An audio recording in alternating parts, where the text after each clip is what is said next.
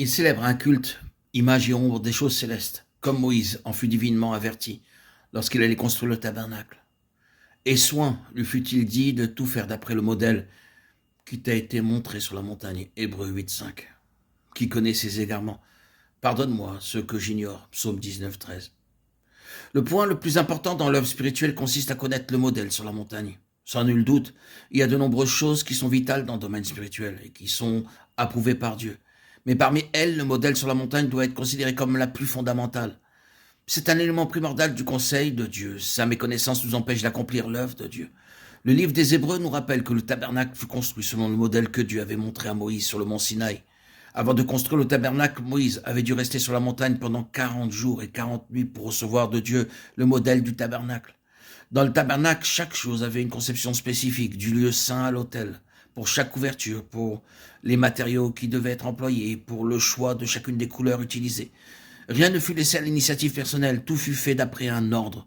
Chaque partie du tabernacle, y compris l'autel, le bassin des ablutions, la table, le chandelier, l'arche et ainsi de suite, fut faite d'après la description donnée par Dieu, de même pour les matériaux, les dimensions et les couleurs.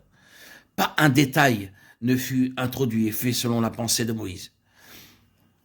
Dieu a son plan préétabli concernant l'œuvre de construction de l'Église.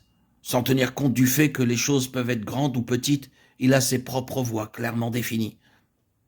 Moïse n'était pas responsable de la conception du tabernacle, mais il était responsable uniquement de le construire d'après le modèle que Dieu lui avait montré sur la montagne. Ainsi donc, la gloire d'un serviteur de Christ ne réside pas dans son habileté à faire l'œuvre de Dieu, mais plutôt dans l'exécution soigneuse de ce qu'il a compris être la volonté de Dieu.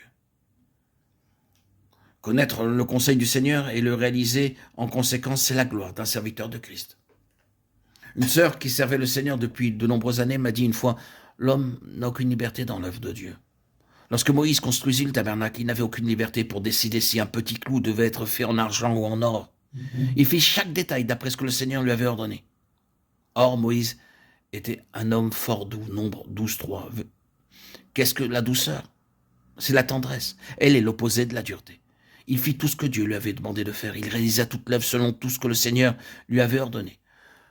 Que ce soit les couleurs, les formes et les dimensions, il fut considéré comme le plus doux des hommes parce qu'il ne fit rien selon sa propre pensée.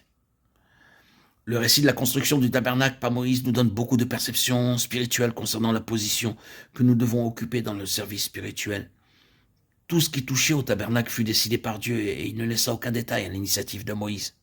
Il ne permit aucunement à Moïse d'agir selon son opinion. Il ne lui parla pas seulement de la structure du tabernacle, mais aussi des détails qui se trouvaient à l'intérieur de cette structure. Il lui donna des instructions sur les formes, les matériaux, les couleurs et les dimensions de chaque détail. Et il lui dit aussi comment chaque chose devait être faite.